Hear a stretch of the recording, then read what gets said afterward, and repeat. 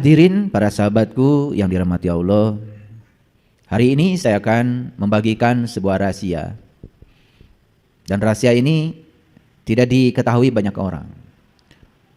Semoga rahasia ini akan membuka wawasan kita, kecerdasan kita, terutama meningkatkan kesadaran kita. Setelah saya merenungi tentang hidup, ternyata hidup itu dari dalam keluar. Kalau dari luar ke dalam, itu namanya mati. Jadi hidup itu dari dalam keluar. Semua yang dari luar ke dalam, itu membuat kita menjadi mati dan menderita. Tapi semua yang bergerak dari dalam keluar, membuat kita menjadi hidup. Jadi itu bedanya hidup dan mati. Hidup itu dari dalam keluar, kalau mati itu dari luar ke dalam. Ada kata-kata bijak, saya tulis besar-besar di sini. Small change can make a big difference. Sebuah perubahan kecil saja dapat membuat sebuah perbedaan yang besar. Perubahan di mana? Bukan perubahan di luar, tapi perubahan di dalam. Sebuah perubahan kecil saja di dalam, kita akan takjub dan kagum, karena semua akan menjadikan perbedaan yang sangat besar di luar. Oleh karena itu, sepanjang tidak ada yang bergeser di dalam, tidak akan ada yang bergeser di luar. Sepanjang tidak ada yang berubah di dalam, tidak akan pernah ada yang berubah di luar. Jadi kalau kita ingin merubah nasib, hanya sibuk di luar, maka kita akan terjebak dalam kesia-siaan. Kan ternyata satu-satunya cara mengubah nasib adalah mengubah bagian yang terdalam dari diri kita sendiri. Banyak kata-kata bijak yang sudah kita dengar, ternyata pikiran itu menghasilkan perkataan. Perkataan menghasilkan perbuatan. Perbuatan menghasilkan kebiasaan. Kebiasaan menghasilkan karakter. Dan karakter itulah yang membangun nasib. Jadi kalau kita ingin mengubah nasib, ya subah saja sumbernya. Dan sumber perubahan nasib adalah pikiran. Jadi sepanjang pikiran kita tidak ada yang bergeser, sepanjang pikiran kita seperti patung, tidak ada yang berubah, jangan pernah berharap yang di luar akan berubah. Kira-kira itu tema kita hari ini, dan saya akan mengajak kita semua untuk membuktikan kedahsyatan ini. Sedikit saja perubahan di dalam, maka kita akan terkagum-kagum karena di luar akan terjadi perbedaan yang sangat besar. Mari kita masuk dulu pada satu perenungan. Kesulitan itu hadir dalam hidup, ternyata bukan untuk melemahkan kita. Tetapi kesulitan itu dihadirkan semesta justru agar kita menemukan kekuatan kita sendiri.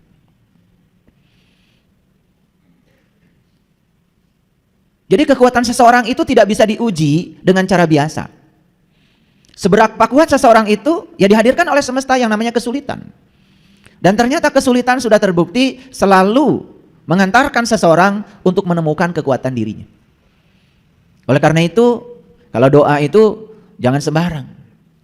Kita tuh kalau doa kepada orang itu semoga dilancarkan, dimudahkan. Dan itu sudah menjadi kata-kata umum itu. Kalau minta dilancarkan, dimudahkan, mohon maaf. Dalam kelancaran, dalam kemudahan, tidak ada proses belajar. Justru proses belajar itu terjadi ketika segala sesuatu tidak lancar dan tidak mudah. Coba, kalau kita membaca buku 1000 halaman dan semuanya mengerti menurut teori pembelajaran, sebenarnya kita itu belum belajar. Tapi dari 1000 halaman itu ada satu halaman yang sulit dan kita diam dalam kesulitan itu dan kemudian kita terus ya mencoba mengerahkan semua kekuatan kita untuk memahami kesulitan di halaman itu, justru di halaman itulah kita terjadinya proses belajar. Jadi kalau kita baca 1000 halaman, kemudian kita mendapati kesulitan di satu halaman dan yang sulit itu dilewat dan kita hanya membaca 999 halaman, kita nggak belajar. Cobalah naik kelas sedikit kalau mendoakan orang lain, ya. Atau mendoakan diri sendiri. Ya Allah, semoga dilancarkan, dimudahkan. Naik kelas sedikit. Ya Allah, kuatkan bahuku. Apapun yang terjadi, yang Engkau pikulkan kepadaku, aku kuat memikulnya. Coba. Naik kelas sedikit ya, memasuki pada zona tantangan. Jangan terus-menerus di zona nyaman. Pernah doa begitu?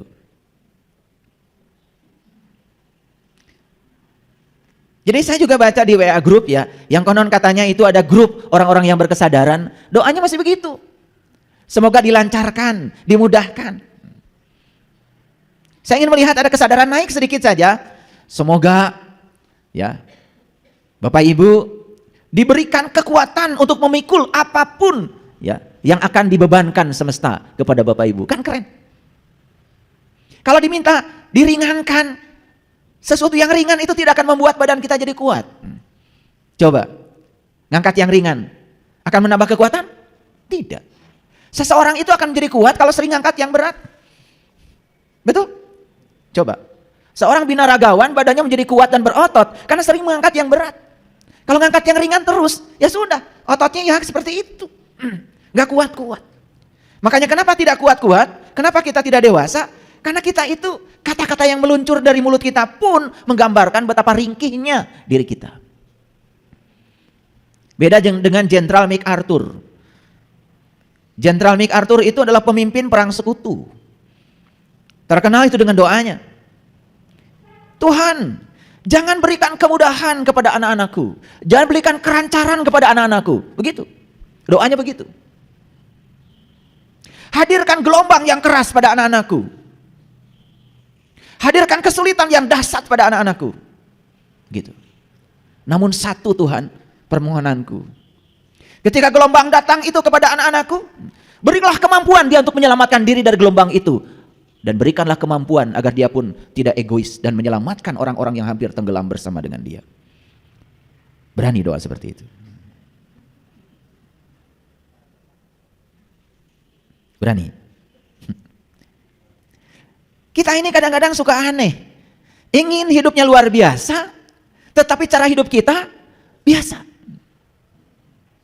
Padahal hukum alamnya sederhana. Jika cara hidupmu biasa, hasil yang akan kau raih ya biasa. Karena hal yang luar biasa hanya bisa dicapai lewat cara yang luar biasa. Jadi kalau kalian itu hanya berbuat baik sama orang yang baik sama kalian, kan itu biasa. Tapi kalau kita bisa berbuat baik sama orang-orang yang jahat sama kita, itu baru luar biasa.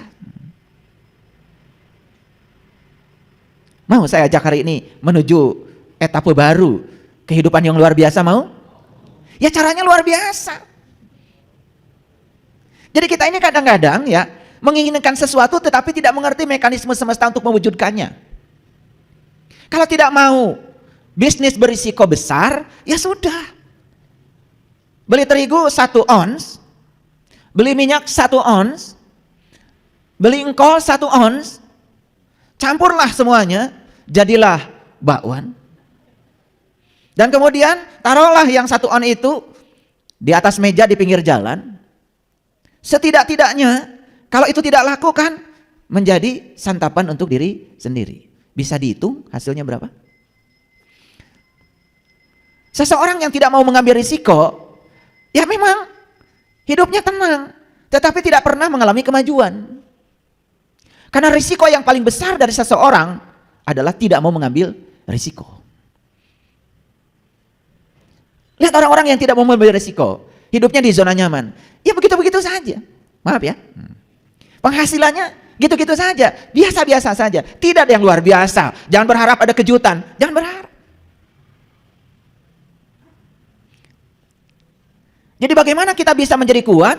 Dan cara semesta menguatkan kita, dihadirkan berbagai macam kesulitan, penderitaan, tantangan, dan semua itu yang akan membuat kita menjadi kuat. Dan kalau kita lari tunggang langgang dari semua itu, selamanya kita akan menjadi orang yang lemah.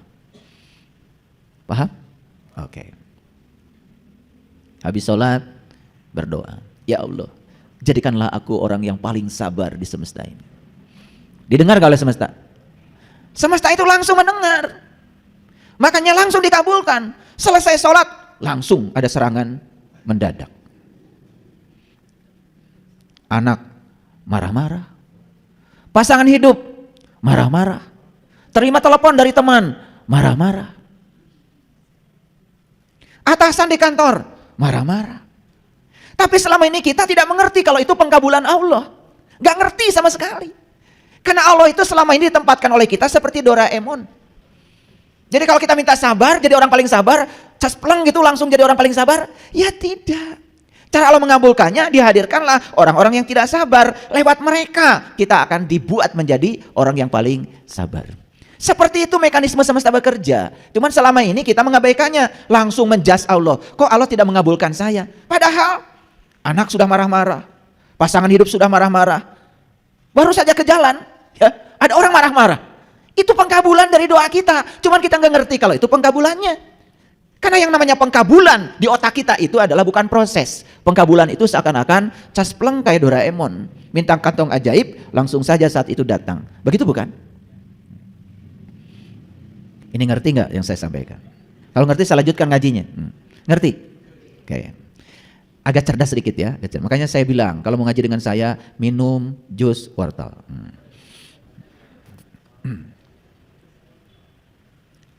Tidak masalah seberapa lambat kita berjalan. Tidak masalah seberapa lambat kita berubah.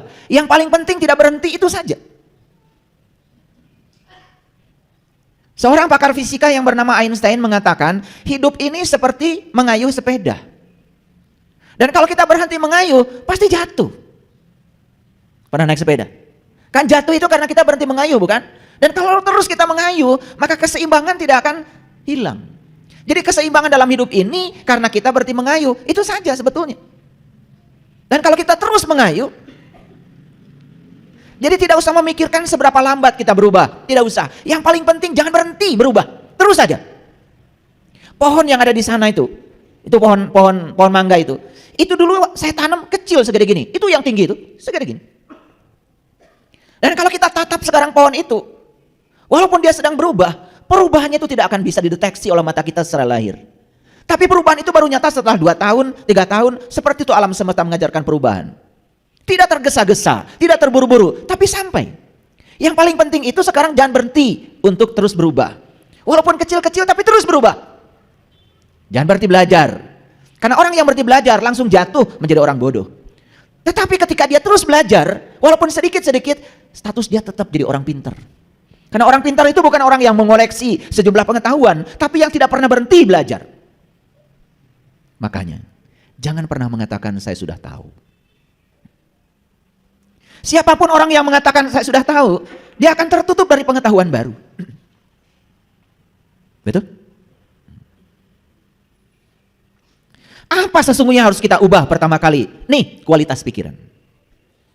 Karena kualitas pikiran itulah penentu kualitas hidup kita. Semua yang pikirannya tidak berkualitas, hidupnya tidak akan berkualitas. Dan semua orang-orang yang kualitas hidupnya bagus, itu karena kualitas pikirannya sudah bagus. Makanya pikiranmu adalah takdirmu.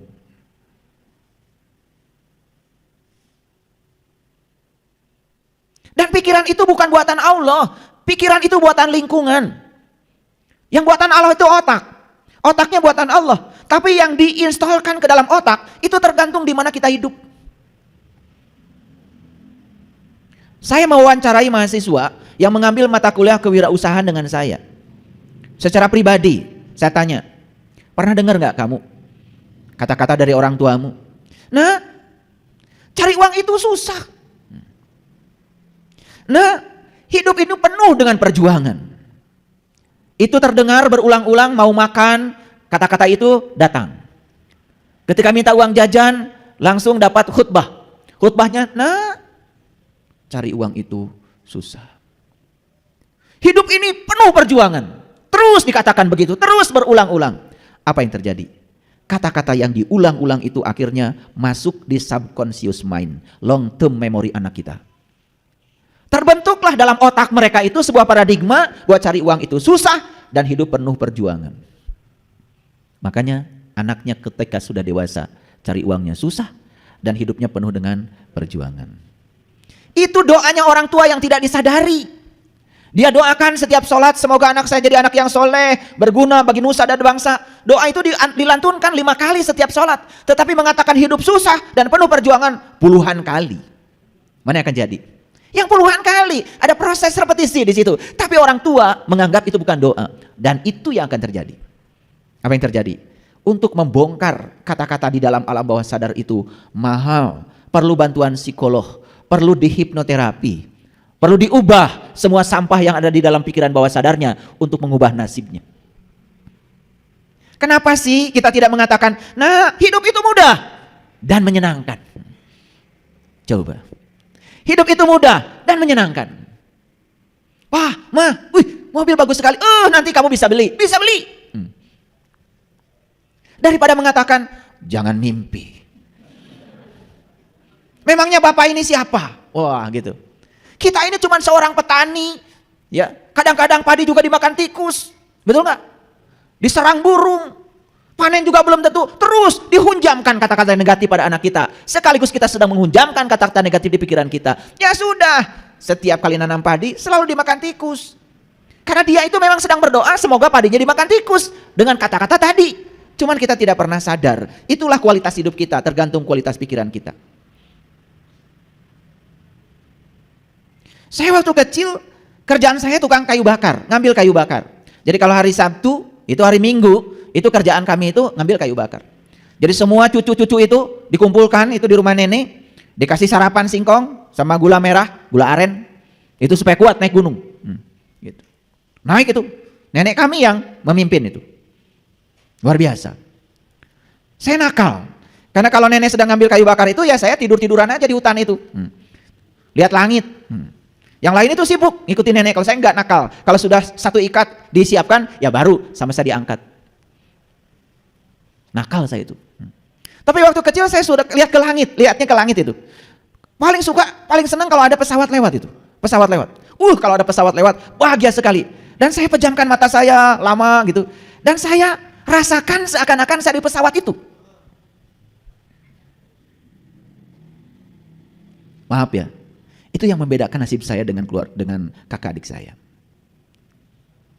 Jadi saya tidak melihat bapak saya sebagai buruh di perkebunan, saya tidak melihat bapak saya kesusahan, tidak. Saya tidak melihat itu.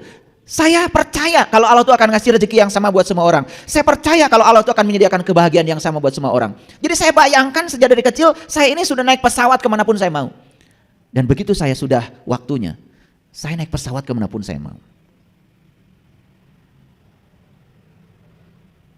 Jangan main-main dengan pikiran. Makanya saya bilang hidup itu mulai dari dalam keluar, bukan dari luar ke dalam. Silahkan.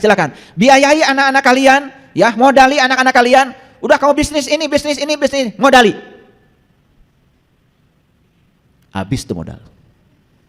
Percaya deh sama saya.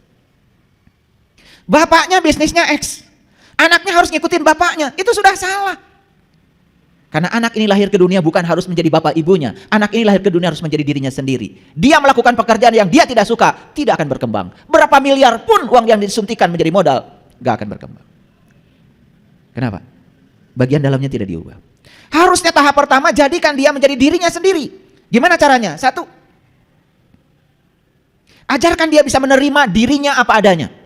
2, ajarkan dia supaya bisa mengenali dirinya luar dalam. 3, ajarkan kepada dirinya untuk tidak membandingkan dia dengan siapapun.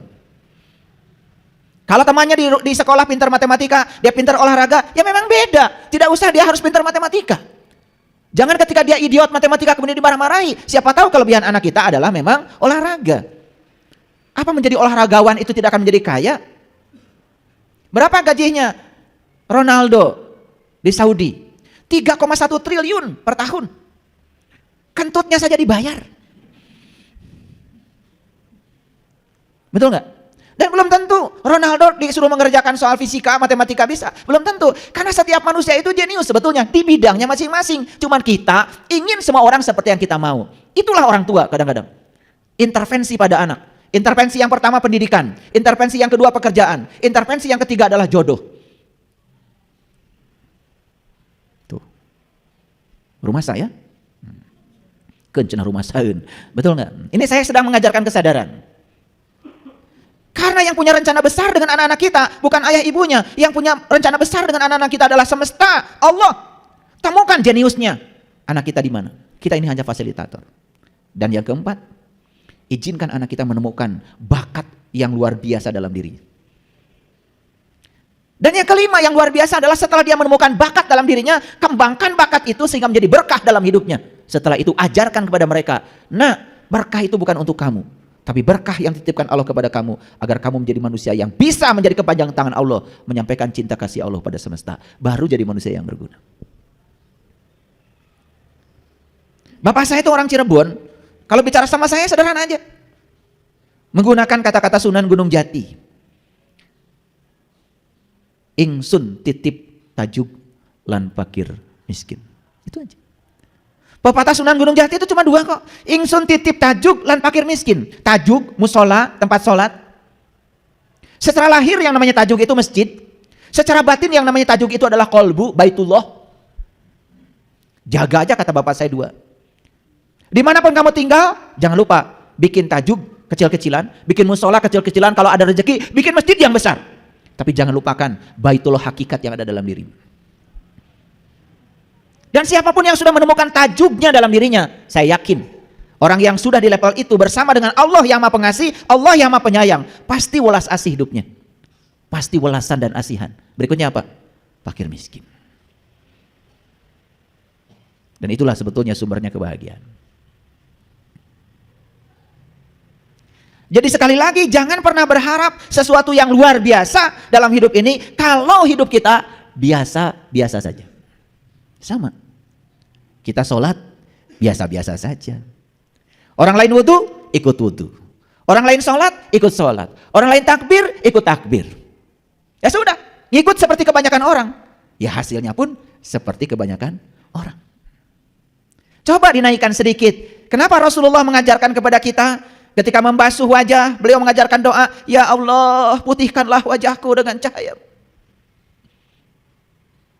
Ketika membasuh kaki, beliau berdoa, ya Allah kuatkan kakiku dalam menjalani syiratmu. Ketika membasuh hidung, ya Allah masukkanlah bau surga ke dalam hidungku. Jadi Rasulullah mengajarkan afirmasi, mengajarkan kesadaran. Sebetulnya Rasulullah sedang mengajarkan kepada kita bagaimana kita berterima kasih pada tubuh ini. Bagaimana kita mencintai tubuh ini. Makanya tubuh ini kalau diajak bicara luar biasa. Jadi pagi-pagi saya selalu ya mengucapkan 4 kalimat ya. Saya menyesal, saya pegang kaki saya. Sambil dikasih lotion, pagi-pagi saya kasih lotion. Saya menyesal karena tidak menggunakan kamu sebagaimana mestinya. Saya menyesal karena sering mengajak kamu padahal kamu tidak suka ke tempat itu. Saya menyesal sering menggunakan kamu semau saya. Saya minta maaf ya, minta maaf. Saya minta maaf itu tiap hari pada seluruh anggota tubuh saya. Minta maaf, minta maaf, minta maaf, minta maaf. Karena ini bukan saya, bukan saya. Ini adalah kendaraan yang dititipkan semesta untuk saya. Maaf saya kalau saya tidak mengurus kamu dengan baik. Makanya kalau tukang pijit, kalau mijit kaki saya, kok halus banget ayah? Ya, dikasih lotion. Sambil diusap-usap. Dan saya tidak pernah berhenti mengucapkan terima kasih, terima kasih, terima kasih. Karena dengan kamu saya bisa nyetir mobil, dengan bisa nyetir mobil saya bisa pergi kemanapun saya mau. Dengan kamu saya bisa naik gunung, dengan naik gunung saya bisa melihat pemandangan yang indah. Dengan kamu, ditemani oleh kamu saya bisa kemanapun saya mau. Luar biasa bukan kaki kita? Pernah berterima kasih. Dan yang terakhir saya selalu mengucapkan I love you, I love you. Makanya dengan 4 kalimat itu nggak pernah pegal-pegal, nggak pernah sakit, asam urat. Ada. Pernah melakukan itu? Sederhana bukan? Tetapi yang sederhana ini nggak pernah dilakukan. Luar biasa. Karena kita sibuk terus, dijebak oleh halusinasi pikiran kita sendiri. Oke, baik. Lihatlah gambar ini. Yang kiri gambar apa itu? Telur. Itu telur dipecahkan dari dalam. Yang sini telur juga, cuma dipecahkan dari luar. Bedanya apa? Pecah dari dalam, muncul yang namanya kehidupan. Anak ayam. Anak ayam akan punya anak lagi, namanya anak ayam. Begitu kan? Dan terus berkembang biak, jadilah banyak ayam. Setuju? Tapi kalau dipecahkan dari luar, tidak jadi anak ayam, jadi telur dadar, telur mata sapi, betul? Ya sudah. Jadi itu aja. Makanya dipecahkan dari dalam timbul kehidupan, dipecahkan dari luar malah justru menimbulkan kematian dan kesengsaraan.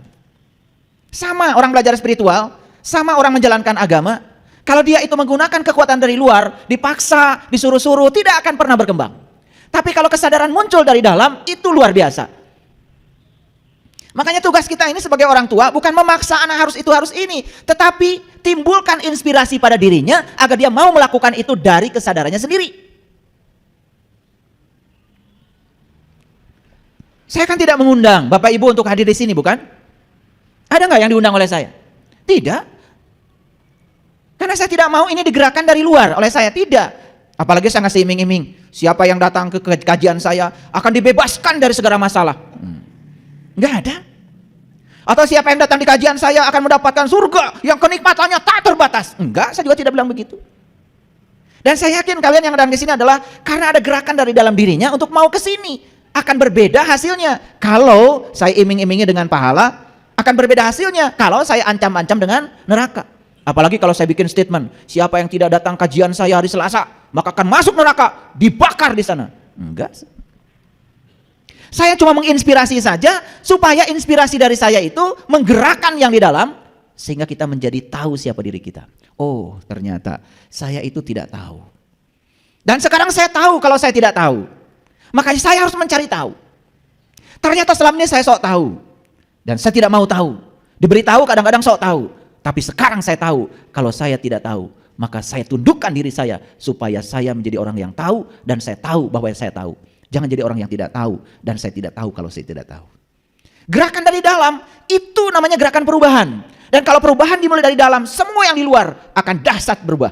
Tadi kata-kata bijaknya, sedikit saja pergeseran di dalam akan membuat pergeseran besar di luar diri kita. Ingin mengubah situasi di keluarga kita? Gampang. Gampang. Jangan merubah keluar, tapi rubah ke dalam. Rubah ke dalam. Biasa marah-marah, stop marah-marah. Biasa usil, stop usil. Kalau ada piring berantakan, jangan marah-marah. Cuci. Karena marah-marah itu menghamburkan banyak energi, tapi piring tetap kotor. Ngerti maksud saya? Apa marah-marah tidak pakai energi? Marah-marah itu ternyata energinya lebih dahsyat, menguras pikiran dan tenaga kita daripada kita mengerjakannya dengan senang hati. Makanya saya di rumah, mohon maaf, saya ngasih teladan. Kalau di rumah itu berantakan, ya karpet kotor, ya saya ambil vacuum cleaner dan saya sedot, selesai kan? Dan saya tidak pernah, ya silahkan tanya anak-anak saya ada di sini, istri saya ada di sini, tanya, apakah saya pernah ceramah? Siapa yang bikin kotor karpet ini? Enggak penting. Yang penting itu dia sedot. Coba, betul nggak? Kalau perubahan dimulai dari dalam, yang di luar ikutan kok. Ketika saya sedang nyedot karpet, anak saya pasti bilang, aduh masa sama ayah yang gitu aja? Udah ya, biar sama saya. Nah, sudah mulai dari dalam.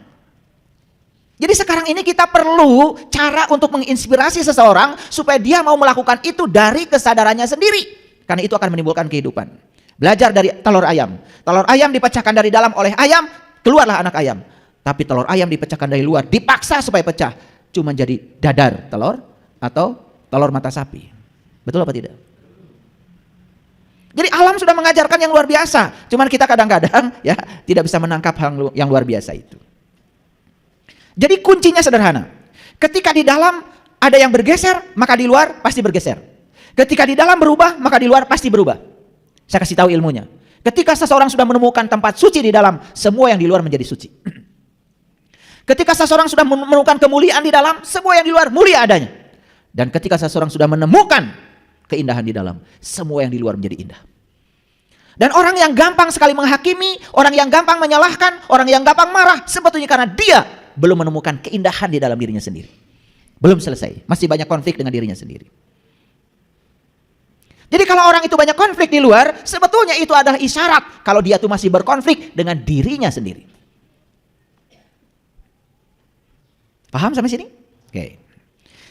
Dari mana kalau begitu perubahan dimulai? Ya dari diri sendiri. Dari diri sendiri. Bagian mana yang harus kita ubah? Nih, bagian sini dulu. Bagian sini. Gimana caranya? Itu akan saya berikan hari ini. Ketika kita berusaha merubah yang di luar tanpa dimulai dari diri sendiri, pasti gagal. Pasti gagal. Jadi oleh karena itu, kenapa selama ini kita gagal merubah orang lain? Karena kita ingin mengubah orang lain seperti yang kita mau, tetapi kita tidak mengubah diri kita sendiri seperti yang orang lain mau.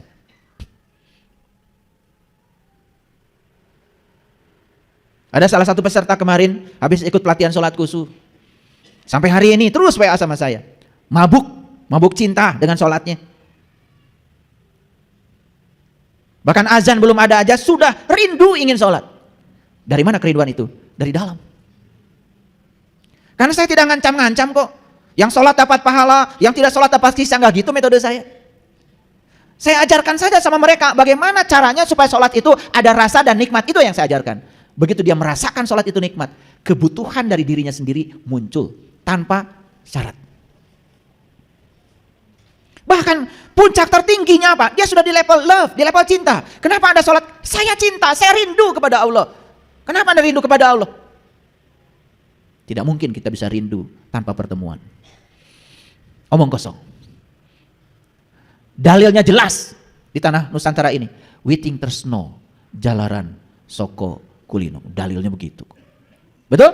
Timbulnya tresno, cinta, jalaran soko kulino. Saking sering ketemu, maka cinta. Jadi para nabi, para rasul itu cintanya itu karena saking seringnya mereka-mereka itu bertemu. Maka di Quran surat An-Najm dikatakan walaqad ra'ahu nazlatan ukhra, dan bertemu dengannya itu bisa kapan saja. Bisa kapan saja. Dan Allah itu kapan saja bisa. Bahkan dia itu tidak pernah tidur, tidak pernah kantuk, terjaga. Pintu gapuranya selalu terbuka. Tahu pintu gapura? Pintu gapura. Apa? Gerbang. Itu. Ngasal aja kalau ngejawab. Karena setiap Agustusan banyak gapura gitu. Betul? Gafura, gapura dari gafur. Gafur itu artinya ampunan. Jadi pintu gapura itu hanya pintu ampunan. Gerbang katanya. Itu. Karena kita itu kalau menangkap pemahaman persis seperti orang menangkap pemahaman. Pintu gapura apa? Gerbang. Salah? Tidak salah. Cuman kurang tepat karena kita ngikutin kebanyakan orang. Betul nggak? Coba penasaran sendiri. Dari kata apa sih gapura? Gapura, gapura, gafur. Oh, gafur kan salah satu nama Allah dalam Asmaul Husna. Cari dalam kamus. Oh, gafur itu artinya adalah ampunan. Pintu gapura, pintu ampunan. Makanya pintu gapuranya Allah selalu terbuka. Kapanpun. Terserah kita. Mau datang pada dia kapanpun, dia selalu siap. Beda dengan saya. Nanti jam 1 bisa ketemu nggak Pak Saiful? Nggak bisa. Saya mau ke Bogor. Di Bogor jam 3? Nggak bisa. Saya nanti mau makan sama anak saya. Jam 8? Nggak bisa. Itu jadwal istri saya. Manusia kayak saya ini kan banyak alasannya. Betul nggak?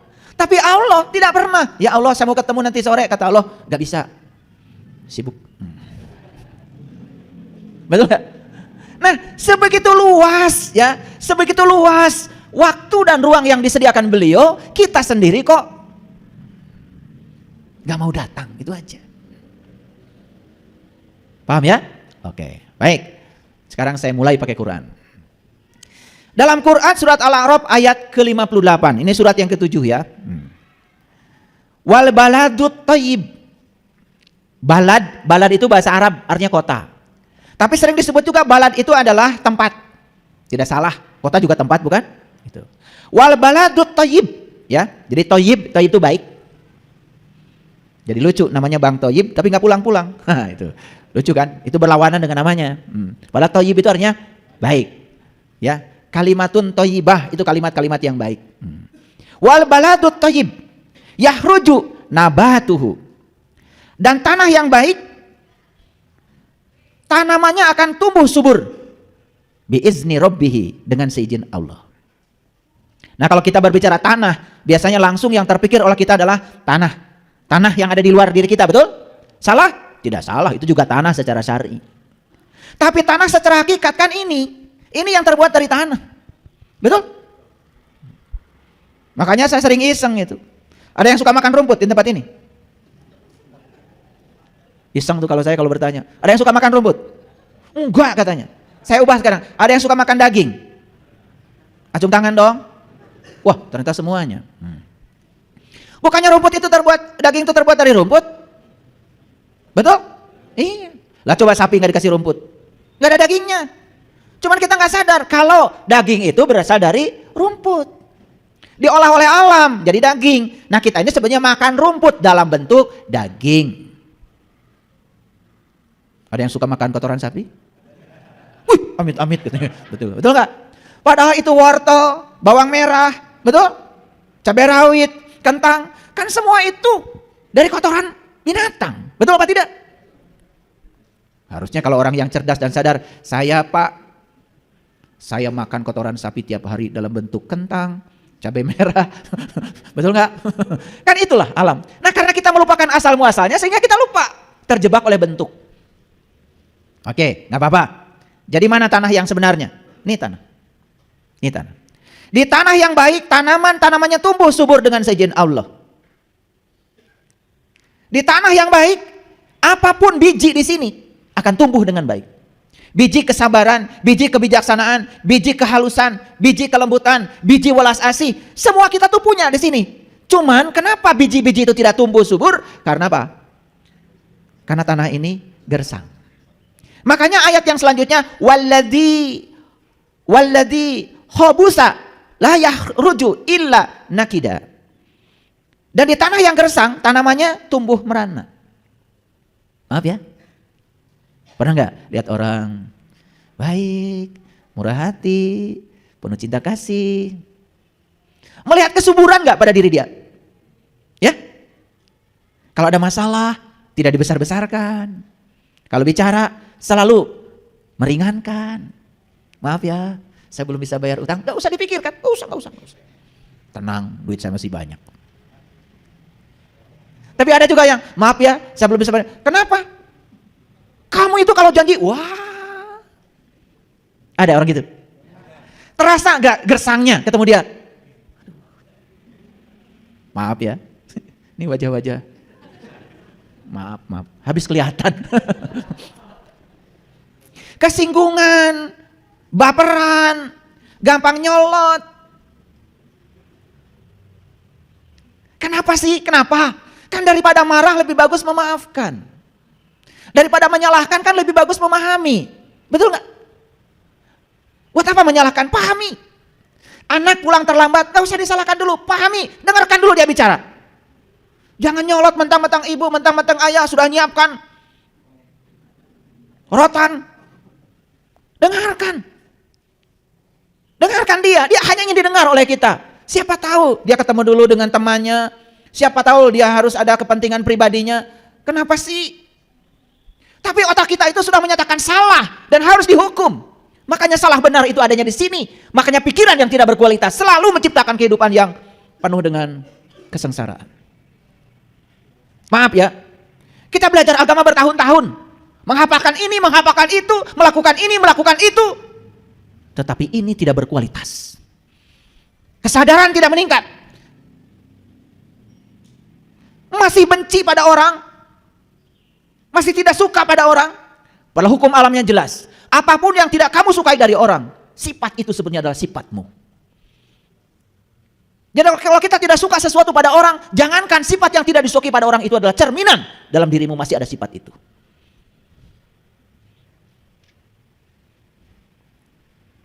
Dan tanah yang baik, tanamannya tumbuh subur dengan seizin Allah. Dan tanah yang gersang, tanamannya tumbuh merana. Demikianlah kami mengulangi tanda-tanda kami bagi orang-orang yang bersyukur. Tahu syukur? Katanya lagi sebelah sini, tahu syukur? Ayo jawab, jangan takut. Lain syakartum la yazidannakum wa lain kafartum inna adzabil lasyadid. Jadi syukur itu kebalikan daripada kufur. Kalau kufur itu bahasa Arab artinya tertutup, syukur itu artinya terbuka. Kita tuh kadang-kadang ngomong sembarangan. Banyak-banyak bersyukur. Teknisnya nggak pernah diberitahu. Gimana coba cara bersyukur? Kufur itu artinya tertutup, berarti menolak. Syukur itu artinya terbuka, menerima apapun yang terjadi apa adanya tanpa penghakiman. Itu namanya syukur. Kan kalian syukuran itu kalau mendapatkan yang diinginkan. Begitu mendapatkan yang tidak diinginkan, gak pernah ada undangan syukuran. Itu syukuran macam apa yang kayak gitu? Udah gitu pakai kalimat-kalimat Arab lagi. Tasyakur binikmah. Wah. Yang dapat nikmat itu cuma 4. 1 para nabi, 2 para siddiqin, 3 para syuhada, 4 para sholihin. Kata Quran. Surat An-Nisa ayat 69. Apa sih yang diajarkan para nabi, para rasul, para sunan, para wali, para bijak, para suci, para siddiqin, para syuhada, dan para sholihin? Yang diajarkan oleh mereka itu adalah syukur dalam konteks menerima apapun yang terjadi apa adanya tanpa penghakiman. Itu syukur. Pakai kata-kata nikmat lagi. Jadi tasyakur binikmat itu artinya adalah terbuka terhadap apapun yang terjadi tanpa ada penghakiman, tidak terjebak benar salah, tidak terjebak baik buruk. Apapun yang terjadi, dia melihat di belakangnya adalah kehendak semesta. Makanya tidak pernah protes. Kata-katanya bijak, ya Allah. Apapun yang terjadi dalam hidupku, ajarkan ya Allah, pesan apa yang hendak Kau sampaikan kepadaku. Itu enggak hidup? Enggak. Aduh Gusti, kieu teuy. Giliran mendapatkan yang diinginkan, langsung hajatan. Judulnya tasyakur binikmah. Maaf ya, ketololan ini sudah berkembang. Bukan kebiasaan, ketololan. Karena gak ngerti. Kufur itu hanya menolak, syukur itu artinya menerima. Dengan keterbukaan, karena syukur artinya adalah terbuka. Terbuka terhadap semua yang terjadi. Karena semua kebenaran, semua realitas adalah kebenaran. Tidak ada satu peristiwa pun di semesta yang terjadi tanpa seizinnya. Kadang-kadang saya suka nanya yang sederhana. Itu orang jelek ini, perilakunya ini saya nunjuknya, maaf ke sana ya. Maaf ya, maaf. Nggak tahu telunjuk saya ke sini. Orang yang jelek ini, kan kita sering sebut dia itu karena tergoda oleh setan. Betul nggak? Dan orang baik ini, nah masih kesini juga. Supaya nggak sana nggak GR. Orang yang baik ini, katanya dia itu karena mengikuti Allah. Betul nggak? Dan selama ini setan dan Allah itu seakan-akan dua entitas yang berbeda, yang dibenturkan oleh kita sendiri. Begitu kan? Pertanyaannya, apakah Allah menciptakan makhluk yang bernama setan untuk menyaingi dirinya sendiri, begitu? Kalau begitu saya tanya, banyakan mana orang baik dengan orang yang jahat? Banyakan mana? Kenapa sih kalian ragu-ragu? Kan kalian anggota komunitasnya. Ragu-ragu. Banyakan mana? Jadi kalau yang jahat lebih banyak daripada yang baik, artinya kekuasaan setan lebih keren daripada kekuasaan Allah. Di mana menyatakan Allah Maha Kuasa? Mikir dong. Karena selama ini gak pernah mikir. Ya, begitu ada orang ngomong begitu setuju terus, ya. Itu karena tidak kritis, tidak kreatif, tidak komunikatif, tidak kolaboratif, tidak mau belajar. Akhirnya kita ini masih selingkuh, menganggap ini dari Allah, ini bukan. Jadi seakan-akan di semestanya ada ruang yang dikuasai oleh yang selainnya dia, dan dia lebih berkuasa daripada Allah. Bukankah itu namanya syirik? Kalau ngomong soal tauhid itu kayak yang paling murni aja. Betul nggak? Tetapi sikap hidupnya masih seperti itu, masih mendua. Betul nggak? Yang Anda sebut baik itu dari Allah, yang Anda sebut buruk dari setan, berarti Anda sedang membuat satu ruang di semesta ini yang dikuasai oleh yang selainnya Allah. Bukankah itu selingkuh? Makanya dirangkum dengan kalimat La ilaha illallah, La ilaha illallah. Yang mana ya bukan aku? Yang mana ya bukan Allah? Baik dan buruk itu dari pikiranmu, kata Allah. Semua yang terjadi, terjadilah. Karena aku ingin memberikan pesan kepada kalian di balik semua peristiwa ini. Tugas kita itu bukan menilai benar salah, bukan menilai baik buruk, tapi tangkap pesan apa yang hendak Allah sampaikan kepada kita. Hampir semua orang setuju. Ketika dia sedang jatuh, kesadarannya naik. Tapi ketika dia sedang naik, kesadarannya turun. Bukankah kejatuhan itu yang membuat dia semakin sadar? Betul?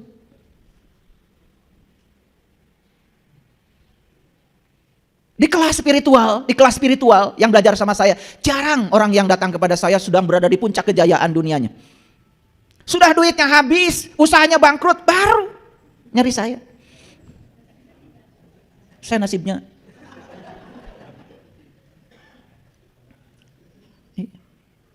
Makanya ketika saya cerita, saya sedang ngebangun nih sebuah kawasan buat kita nanti supaya kita belajar di sana lebih enak. Duh ayah, coba dulu ya. Ketika saya masih banyak uang, saya bisa bantu ayah. Belum tentu, saya bilang.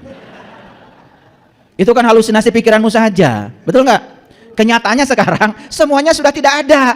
Dan yang tidak ada itu yang telah mengantarkan kamu menjadi sadar dan ketemu saya. Betul nggak? Dan kalau kamu masih ada, nggak ketemu saya. Enak aja. Paham maksud saya? Harus hilang dulu miliaran. Udah netek apa? Netes semplek, nincak semplak teh gening ya, kata orang Sunda. Betul nggak? Itu salah, ini salah. Ya udah, baru. Kan gitu. Tapi nggak apa-apa. Itu semua tidak buruk, tapi itu semua yang telah mengantarkan kita kepada sebuah kesadaran baru. Betul apa tidak? Oke. Baik ya. Jadi di tanah yang baik tumbuhlah tanaman yang subur. Di tanah yang gersang semuanya merana. Saya tuh suka sedih gitu kalau lihat kalian itu.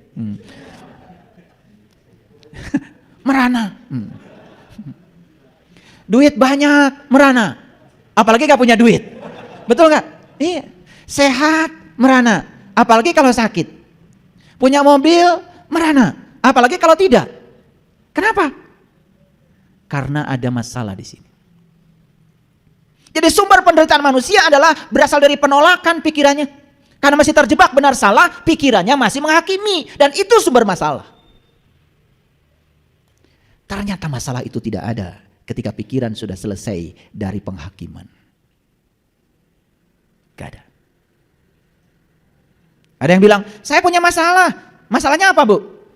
Suami saya. Emang kenapa? Marah-marah. Emang jelek marah-marah? Kan jelek, marah-marah jelek itu kata ibu, kata pikiran ibu. Bukankah itu doa ibu? Jadikanlah saya istri yang soleh. Langsung suaminya marah. Kan ciri istri yang soleh itu sabar, betul nggak? Makanya saat suaminya tidak sabar, dijadikan ketidaksabarannya sebagai jalan untuk membuat dia tambah kuat. Keren nggak? Keren. Kan semuanya di sini, nggak ada masalah. Masalahmu di sini. Paham? Oke. Pelan-pelan ngajinya. Nah, kita lihat Quran surat An-Naba. Surat An-Naba, tahu An-Naba artinya apa? Kalian tuh sering baca Quran tapi tiap ditanya nggak jelas. An-Naba itu apa artinya? An-Naba itu artinya berita besar. Jadi An-Naba itu artinya berita besar. Makanya An-Naba itu cerita tentang berita besar, bukan berita kecil. Berita penting. Apa sih berita penting dalam Quran surat An-Naba? Saya baca dulu yang ayat ke-15-nya. Linuh rijabihi habba wa nabata. Supaya kami tumbuhkan dengan air itu biji-bijian dan tumbuh-tumbuhan. Lihat saya semuanya. Air itu ada dua. Ada air yang jasmani, itu dibutuhkan untuk kehidupan jasmani. Dan jasmani itu semuanya perlu air secara jasmani. Tidak bisa dibantah. Karena syarat untuk hidup harus ada air. Kenapa bumi ini disebut tempat yang layak hidup? Karena bumi ini isinya 75% air. Tubuh kita pun 75% darah. Air sebetulnya. Makanya ketika kurang minum, maka tubuh ini akan kehilangan keseimbangannya. Makanya hati-hati ya. Kalau mau makan, minum air. Jangan setelah makan baru minum. Jadi minum yang benar itu sebelum makan. Ketika makanan masuk ke dalam tubuh, dilarutkan oleh air. Memudahkan proses kerja lambung kita. Sehingga makanan kita gampang diserap oleh tubuh. Ini makan dulu, baru kalau keselak minum air. Airnya tinggal di atas. Akibatnya apa? Makanan tidak sempat dilarutkan. Makanya penyakit orang yang semacam ini pasti dapat dipastikan. Apa? Ketika buang air harus ngeden. Akibatnya apa? Ambeien. Jadi ambeien itu bukan penyakit ciptaan Allah. Allah tidak pernah menciptakan model kayak gitu. Itu dari pola hidupmu yang kurang bagus. Urutan minum saja salah. Jadi jangan bicara dulu ma'rifatullah lah. Minum aja perbaiki. Ini bicaranya ma'rifatullah, minum aja salah. Itu namanya ma'rifatullah.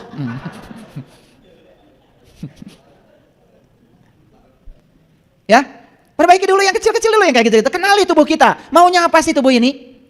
Makanya kalau mau mandi, minum. Karena kalau kita mandi pakai air dingin, suhu di luar dengan suhu di dalam itu tidak sama, maka akan terjadi perbedaan suhu yang ekstrim. Akibatnya apa? Jantung ini bisa kram. Makanya kalau mau mandi, minum. Udah tahu ilmu ini? Saya nggak ngerti kalian tuh hidupnya kemana aja. Makanya banyak yang meninggal di kamar mandi, dituduh. Dia itu katanya jatuh kepleset. Bukan. Satu, waktu mau mandi nggak minum dulu. Yang kedua, urutan mandinya salah. Mandi air dingin, ya dari kepala dulu, ya salah. Ketika kepala dingin, darah akan naik ke atas. Karena darah itu pinter. Begitu di bagian atas dingin, maka dia akan terus berduyun-duyun menghangatkan yang dingin. Dengan cara darah naik lebih banyak daripada yang biasanya. Sedangkan orang sudah tua, pembuluh darah di otak itu sudah mengecil akibat pola makan yang tidak bagus. Terlalu banyak makan garam, gula, goreng, gurih. 4G rumusnya. Pembuluh darah menyempit sementara darah yang naik ke atas berduyun-duyun. Pecah pembuluh darah. Ketika pembuluh darah di otak pecah, hilang kesadaran. Jatuh. Jatuh itu adalah episode kedua setelah pecah. Itu yang menyebabkan orang meninggal di kamar mandi. Makanya kalau mau mandi itu doa dulu, sapa dulu airnya. Terima kasih air, kamu keren. Terima kasih hari ini kamu masih datang mengunjungi aku. Suka begitu? Boro-boro. Setelah itu kemudian disapa, air itu disapa. Ya, Bismillahirrahmanirrahim. Niat ingsun adus banyu suci. Suci dening banyu, suci dening Allah, suci badan rohani jasmani, jasmani roh idopi Allahu Akbar. Niat ingsun adus banyu suci, suci dening Allah, suci badanku kabeh, mulia tan kenaning lara, mulia tan kenaning tua, kun fayakun birahmatika ya arhamar rahim.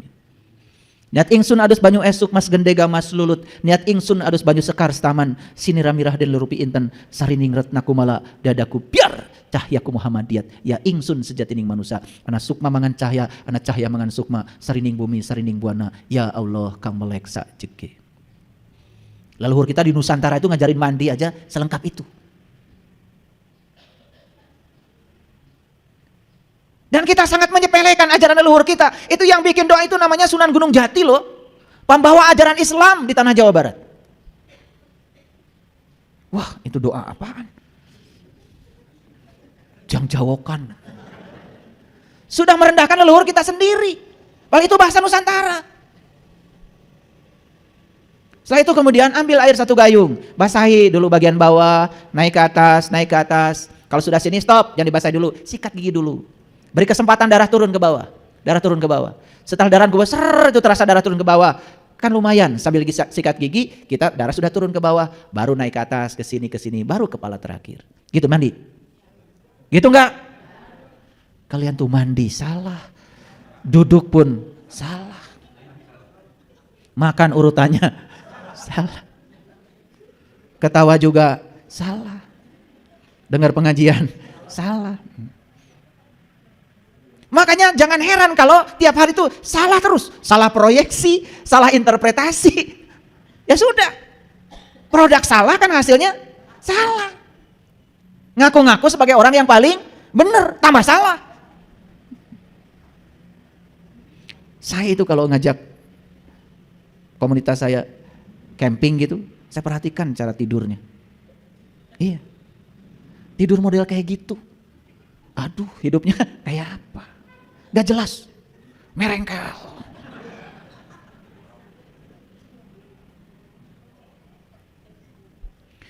Pakai bantal sudah bertahun-tahun masih belum mengerti. Bantal tuh menyangga ini dengan ini nih, supaya ini dengan leher itu tidak deadlock. Udah gitu bantalnya tinggi. Nempel bagian sini, ini gak kesangga, ya cangkel. Berapa jam? Akibatnya penyakitnya itu ya migrain. Wajah-wajah migrain. Iya, kepala sakit, saya bingung itu. Tasnya macam-macam jenis obat penghilang rasa sakit. Ngakunya belajar meditasi. Kemana-mana bawa obat. Sekantong. Luar biasa. Aduh, ya Allah. Cing atau bodoh teh. Ya, gak apa-apa ya. Bentar tawakan diri sendiri ya. Yuk, kita buka sekarang Quran surat An-Naba. An-Naba itu apa tadi? Berita besar. Saya tidak akan jelaskan berita besarnya sampai tuntas. Tapi semoga bisa nangkap maksud saya. Sedikit aja. Yuk. Amma yatasaalun. Tentang apakah mereka saling bertanya? Tentang apa sih saling bertanya? Ya. Anin naba'il adim. Tentang berita yang besar. Naba'il adim itu berita yang besar. Bisa ditebak gak berita paling besar di semesta ini tentang apa? Gempa? Tsunami? Krisis moneter? Coba, ada yang pintar gak? Kira-kira berita apa yang paling besar? Bingung kalian tuh ya? Ya, berita yang paling besar adalah berita tentang Dia yang maha besar, itu aja. Pusing. Apa sih yang lebih besar dari Dia? Apa sih yang lebih besar dari Allah? Gak ada yang lebih besar dari Dia, dan tidak ada yang menyaingi Dia. Kalau berita paling besar, tentu saja berita tentang Dia. Itu aja. Ini saya udah buka rahasia sedikit. Bukan tentang itu, tentang ini bukan. Berita paling besar adalah berita tentang Dia yang maha besar. Itu saja. Sudah tahu berita itu? Karena Dia sudah berfirman dalam hadis qudsi, kuntu kanzan mahfian wa ahbabtu an urifa fa khalaqtu halqan. Aku adalah suatu perbendaharaan yang tersembunyi. Aku ingin agar aku dikenali, maka aku ciptakan kalian semua agar dengan ciptaan itu kalian bisa mengenali aku. Jadi berita yang paling besar itu adalah berita tentang Dia yang maha besar. Apa beritanya? Karena Dia itu menciptakan alam semesta ini cuma satu tujuan, hanya ingin dikenal. Wa ahbabtu an urifa, aku rindu untuk dikenal. Dia maha pencipta, maka mewujudkan dirinya sebagai pencipta. Dalam ciptaannya tersimpan kebesarannya. Tidak mungkin seorang pelukis mengatakan, saya seorang pelukis, keheula. Mana lukisan Anda? Baru akan bikin, aduh, kakak rek nyieun bilang pelukis. Nggak bisa. Disebut pelukis kalau dia memang sudah melukis. Disebut dia itu adalah seniman kalau dia memang sudah menghasilkan produk seni. Kalau dia belum menghasilkan produk itu, berarti dia tidak sedang mengenalkan dirinya. Dia sang maha pencipta, tidak sekedar saya yang menciptakan, tidak. Dia mengenalkan dirinya dengan semua ciptaannya. Dia yang maha agung, dia mengenalkan diri dengan segala keagungannya. Dia yang maha welas, maha asih, dia mengenalkan diri dengan welas asihnya. Itulah Allah. Semuanya nyata. Jadi kalau ada orang mengatakan Allah itu gaib, karena dia belum bisa melihat saja. Gaib bagi yang tidak tahu. Allah itu bukan maha gaib, Allah itu maha nyata. Kemanapun kalian memalingkan wajah, kata Allah, kalian akan selalu mendapati wajahku. Lanjut dulu. Alladzi hum fihi mukhtalifun. Dan mereka masih pertentangkan, masih perselisihkan tentang ini, tentang berita besar ini. Kalla saya'lamun. Tidak. Kelak mereka akan tahu. Siapa yang akan tahu itu? Summa kalla saya'lamun. Tidak. Kelak mereka akan tahu. Saya kasih tahu. Siapapun orang yang sudah tahu berita besar ini, dan sudah tahu berita besar ini ada dalam dirinya, Allah berfirman dalam Al-Quran, sanurihim ayatina fil afaq wa fi anfusihim hatta yatabayyana lahum annahu haq. Aku bentangkan kebesaranku di segala ufuk, dan yang paling penting aku bentangkan kebesaranku pada dirimu sendiri. Dan siapa yang sudah melihat kebesaranku pada dirinya, maka dia sudah mengetahui apa itu kebenaran. Sudah lihat kebesaran Allah dalam dirimu?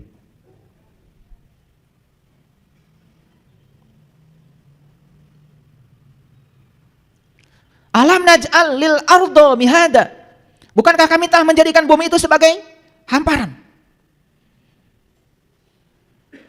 Wal jibala autada, dan gunung-gunung sebagai pasak. Kalau kita berbicara bumi, pasti langsung tertuju pikiran kita ke bumi. Kalau berbicara gunung, selalu pikiran kita tertuju kepada gunung, Gunung Galunggung, Gunung Merapi. Subhanallah. Kata gunung di Quran itu kata yang sangat spesial. Ketika Nabi Musa minta melihat Tuhan, ya Tuhanku, nampakkanlah diri engkau kepadaku agar aku dapat melihatmu. Itu di Quran surat Al-A'raf ayat 143. Apa kata Tuhan? Kamu tidak akan sanggup melihatku Musa. Tapi lihatlah ke gunung ini. Disuruh melihat gunung malah. Ketika gunung itu masih berada di tempatnya, niscaya kamu dapat melihatku. Lalu Allah berfirman, falamma tajalla rabbuhu lil jabal, ketika Tuhan bertajali di gunungnya Musa. Saat itu Musa mengalami fana. Yang terdekat dengan dirinya saja tidak ingat. Bahkan dia pingsan dan mengatakan qala subhanaka tubtu ilaika wa ana awwalul mu'minin. Jadi itu pengalaman Musa saat minta melihat Tuhan. Dan kemudian Tuhan bertajalli di gunung. Apa kalau gitu gunung? Gunung bukan itu. Gunung adalah kesadaran puncak yang ada pada diri manusia. Gunung adalah sidrah al-muntahanya manusia. Itu berita besar. Ini berita besar. Kalau kita sudah bisa menyaksikan tajalinya Allah di puncak kesadaranmu, baru akan bisa melihat tak terbatasnya hamparan dalam dirimu. Ternyata tubuh ini bukan sesuatu yang terbatas. Tapi tubuh ini sesuatu yang tanpa batas. Ternyata yang ada dalam tubuh kita bukan sesuatu yang terbatas. tapi sesuatu yang tanpa batas. Baru ucapan Allahu Akbar itu menjadi bermakna dan ada rasanya. Wa khalaqnakum azwaja, dan kami jadikan kamu berpasangan. Selama ini ketika kita mendengarkan kata pasangan di Quran, selalu aja suami istri. Suami istri itu pilihan. Pasangan itu jasmani dan ruhani.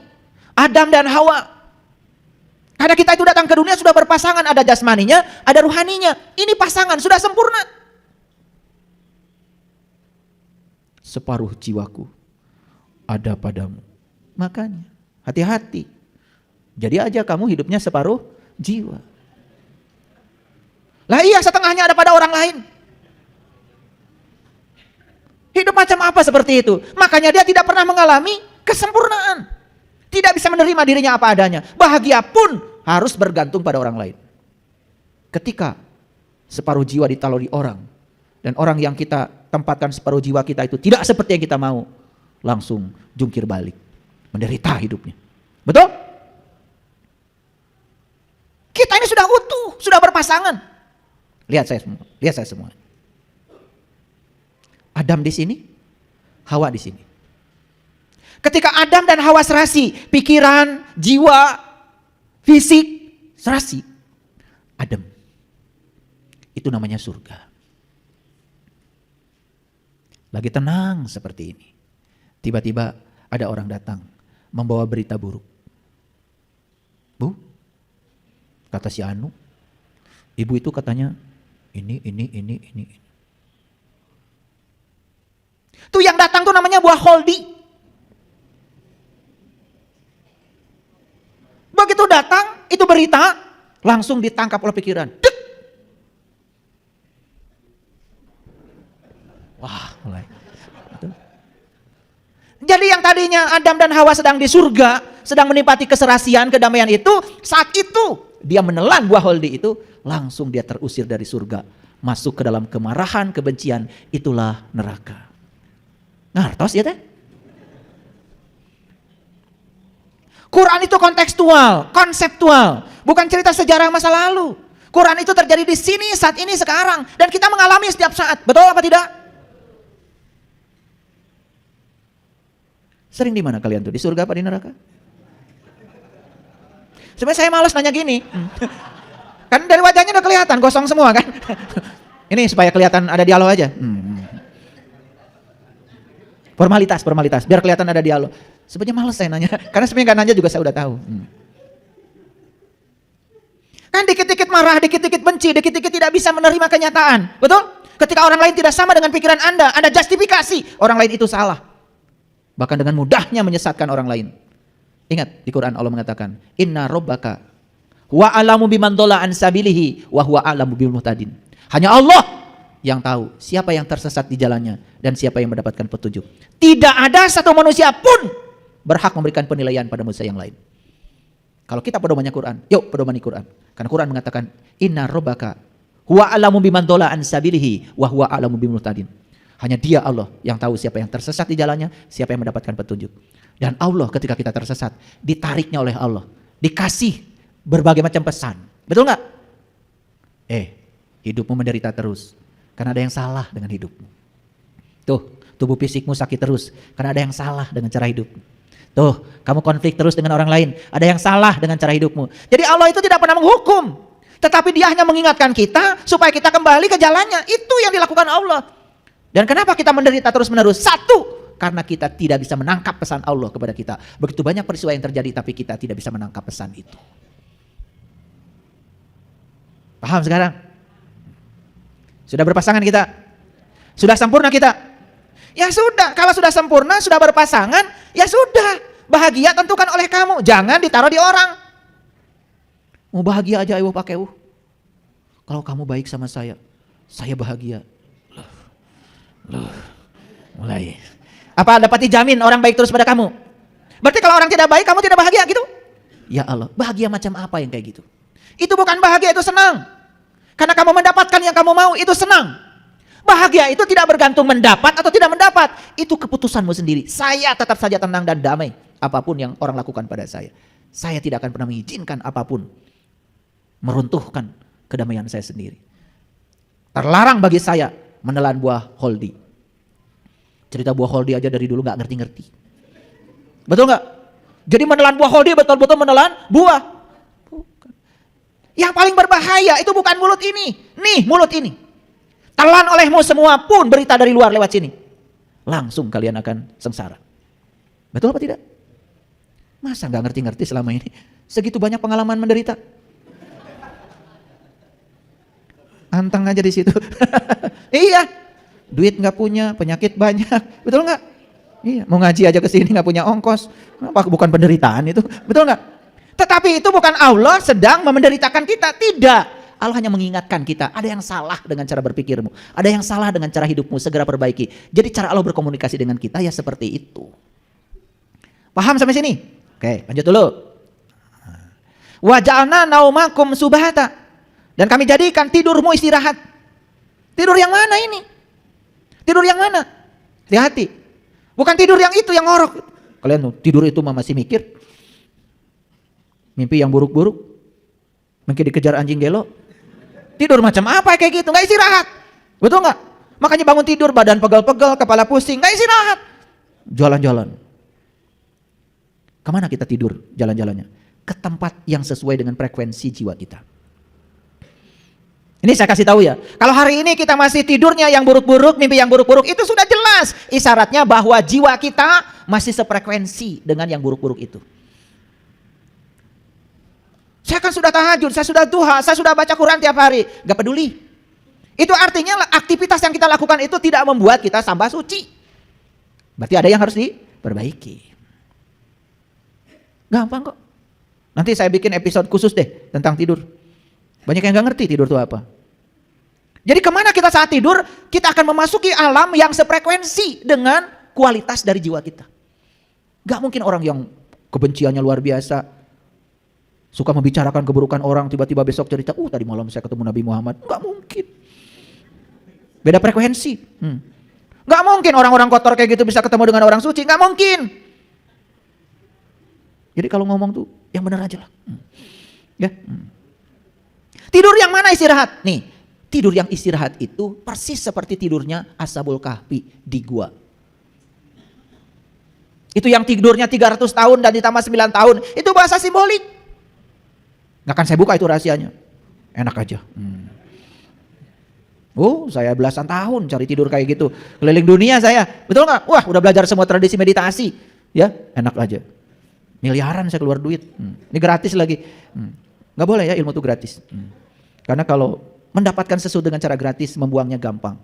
Makanya di zaman Rasul ilmu itu ada maharnya. Itu bukan jual beli ilmu loh. Ya, kenapa? Mahar itu bukan membeli ilmu. Ilmu yang tinggi tidak bisa dibeli, apalagi ilmu tentang ketuhanan. Tetapi kalau kita mengeluarkan uang, hanya melepaskan kemelekatan kita pada uang, supaya kita ihram.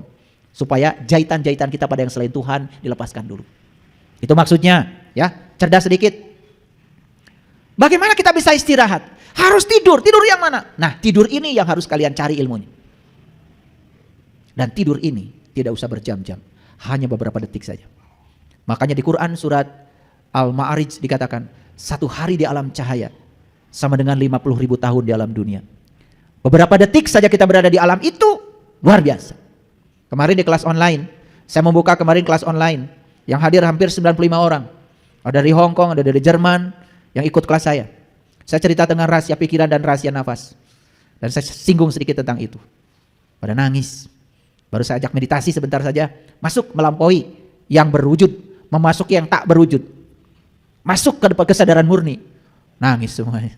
Ya. Tidur itu yang harus kita miliki. Ya. Wa ja'alnal laila libasa. Dan jadikan malam sebagai pakaian. Apa sih malam itu? Kenapa malam harus jadikan pakaian? Apa artinya malam? Malam itu identik dengan kegelapan. Dan jangan lupa loh, kegelapan itu abadi. Saya tanya sekarang, ada gelap gak di ruangan ini sekarang? Ada. Lo gak kelihatan, karena sedang terhalang oleh sinar matahari.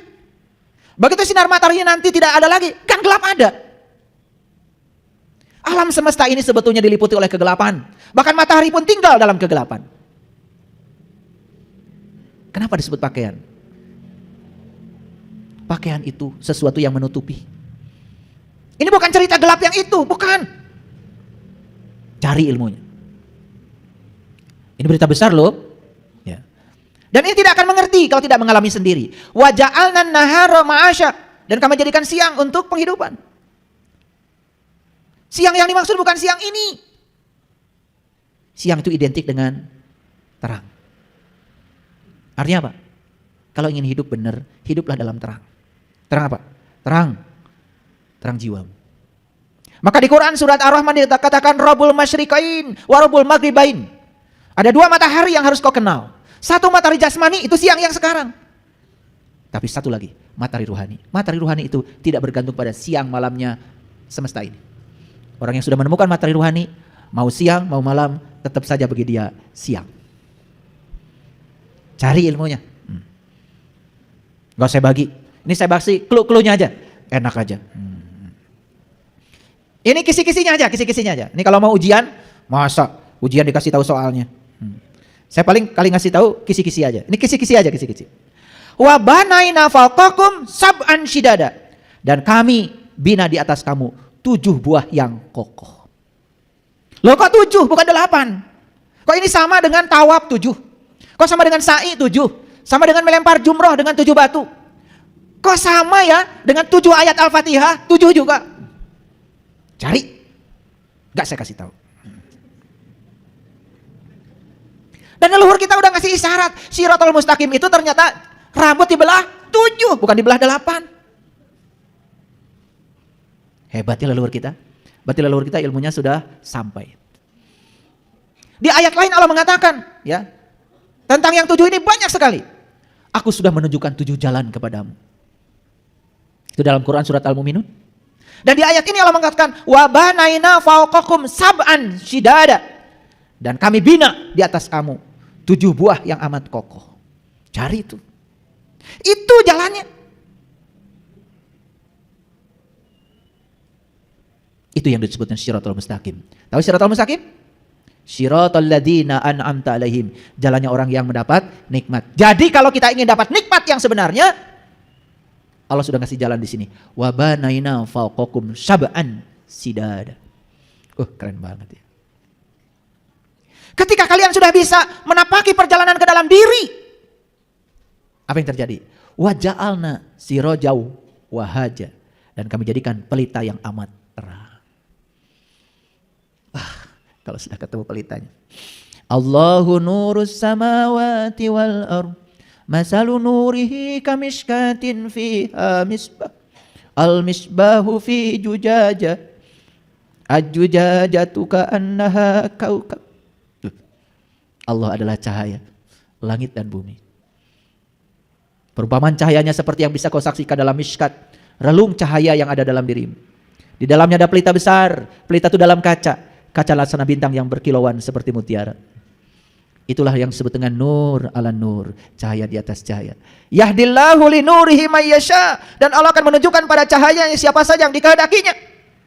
Mau dikehendaki oleh Allah? Mau dikehendaki oleh Allah? Tahu caranya. Punya kehendak.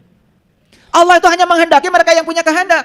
Karena kudrat dan iradatnya Allah sudah ditiupkan dalam ruhmu, dalam ruhku, yang Allah tiupkan ke dalam diri kita. Jadi saat tubuh ini sudah sempurna, Allah tiupkan ruhku. Saat ruhku ditiupkan, kudrat dan iradatnya Allah dititipkan sebagian pada kita. Makanya kita boleh berkehendak. Ketika kehendak kita dikehendaki oleh Allah, timbullah pertemuan dua kehendak. Sama seperti sekarang. Saya ada kehendak mengajar, Bapak Ibu ada kehendak belajar.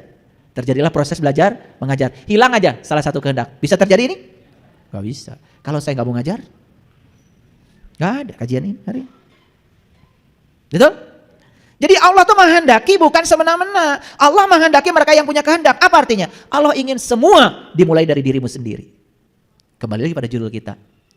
Telur pecah dari dalam jadi kehidupan. Tapi telur pecah dari luar jadi dadar telur. Silahkan, mau jadi kehidupan atau dadar telur? Pilih. Pecah harus dari dalam. Oke? Udah mulai ya? Judulnya udah mulai tersambung ya? Oke. Ketika kita sudah bisa menemukan yang 7 kata Quran ini, berita besar ini, maka kamu akan melihat pelita yang amat terang. Wa ja'alna sirajau wahaja. Kalau sudah ketemu pelita yang terang, maka hidupmu tidak akan gelap gulita lagi. Wa anzalna minal mu'syirati ma'an sajjaja. Dan kami turunkan dari awan air yang tercurah. Lihat saya semuanya sekarang. Air tadi ada berapa? 2. Satu air jasmani. Untuk kehidupan jasmani. Tapi ada satu air lagi yang namanya air rohani. Itu untuk kehidupan rohani. Tubuh yang berasal dari tanah butuh air yang jasmani. Tetapi jiwa kita yang terbuat dari cahaya, nur ala nur, makanannya bukan air itu. Jiwa kita adalah cahaya, makanannya adalah cahaya. Makanya di doa mandi yang saya bacakan tadi, ana sukma mangan cahya, ana cahya mangan sukma, sarining bumi sarining buana, ya Allah kang melek sakjike. Orang yang sudah di level itu melek selamanya. Itu namanya eling lan waspodo. Itu yang disebut dengan mawas diri. Gak akan terjatuh kalau sudah di situ. Gak akan. Bisnis berhasil biasa. Bisnis gagal biasa. Badan sehat biasa. Banyak uang biasa. Gitu. Paham ya? Nah, jadi sudah biasa aja di segala situasi. Udah tenang. Itu yang disebut dengan sudah mencapai ketenangan jiwa. Itu yang dipanggil oleh Allah. Ya ayyatuhan nafsul mutmainah. Itu nafs yang sudah mutmainah, yang sudah damai. Gitu. Jadi kami turunkan dari awan air yang tercurah. Tentu saja. Awan itu apa? Tahu awan? Tahu awan? Apa kalau tahu? Awan itu cuma 2. Ada yang putih, ada yang hitam. Betul? Jadi orang yang sudah sampai di kesadaran ini, mau putih, mau hitam, mau dikehendaki atau tidak dikehendaki, selalu tercurah hikmah bagi dirinya. Gitu. Bisnisnya sukses, hikmah. Bisnisnya gagal, hikmah. Orang baik, hikmah. Orang jelek, hikmah. Itu namanya semua awan bagi dia sudah menjadi curahan hikmah. Wah, tubuh subur. Orang yang seperti ini sudah tingkatan sekolahnya S4. Susah, senang. Susah, senyum. Senang, senyum. Jadi artinya sudah tidak ada susah, tidak ada senang. Karena dua-duanya senyum. Susah, senyum. Senang, senyum. S4. Ini sekolah paling tinggi. Jadi salah kalau mengatakan sekolah paling tinggi S3. S4. Kalau baru S3, 1 tahap lagi kalian harus sekolah. Ya, kalau sudah di level itu, ya sudah, itu sudah siap itu untuk pulang. Udah siap pulang itu, udah berserah diri itu seutuhnya. Ya, nah baru masuk ayat yang ke-15, linuhrija bihi habbabu wa nabata, supaya kami tumbuhkan dengan air itu biji-bijian dan tumbuh-tumbuhan. Lihat saya semuanya, kenapa gersang ini? Karena 1, tanahnya ini kurang baik. 2, jarang terkena oleh hujan. Gitu aja. Hujan apa? Yang dimaksud hujan di sini adalah ma'ul hayat. Air kehidupan. Itu yang akan menghidupkan jiwa. Jadi banyak orang yang cuma hidup jasmaninya tapi mati jiwanya. Karena apa? Sering kena air jasmani tapi tidak pernah kena air rohani. Wudunya hanya kena air jasmani. Air rohaninya tidak pernah kena. Lihat kata-kata Rasul. Ketika air jasmani nempel di wajahnya. Doa beliau apa? Ya Allah, putihkan wajahku dengan cahaya. Padahal air yang nempel ke sini kan air dari air wudu. Tapi doanya kenapa tidak mengatakan, ya Allah putihkan wajahku dengan air wudu ini. Yang nempel di sini air wudu, tetapi yang meluncur dari mulutnya beliau, ya Allah putihkan wajahku dengan cahaya. Paham ya? Paham? Jadi kita harus kenal berapa air? 2 air. Sudah kenal dua-duanya? Sudah kenal dua-duanya? Nah, yang belum kenal, segera mengenali. Jadi kesimpulan, sebelum saya lanjutkan. Pecah dari dalam, jadilah kehidupan. Pecah dari luar, jadilah kematian. Yuk, jujur, selama ini kita beragama dari dalam atau dari luar? Dari luar. Betul?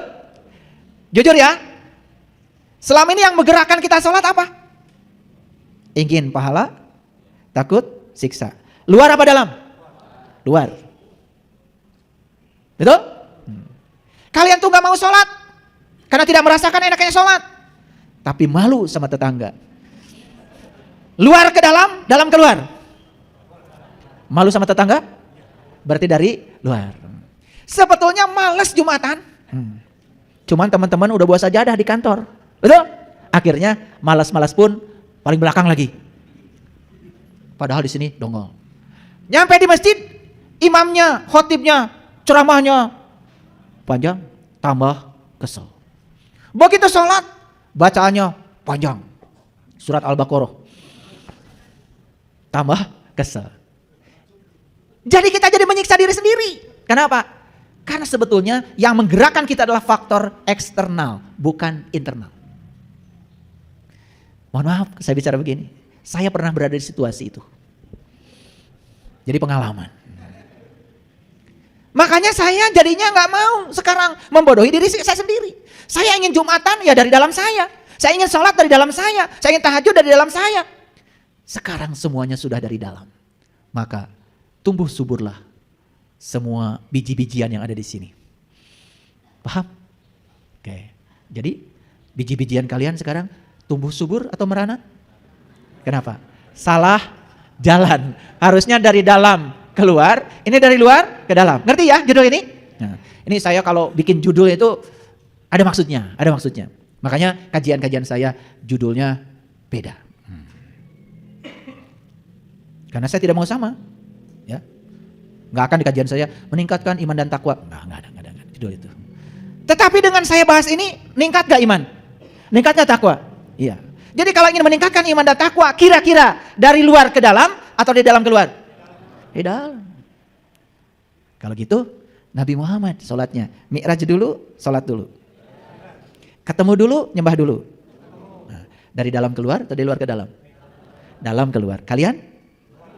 Umatnya siapa? Maaf ya, maaf. Kadang-kadang kita ini ngaku-ngaku umatnya, tetapi kita tidak mengikuti jalannya.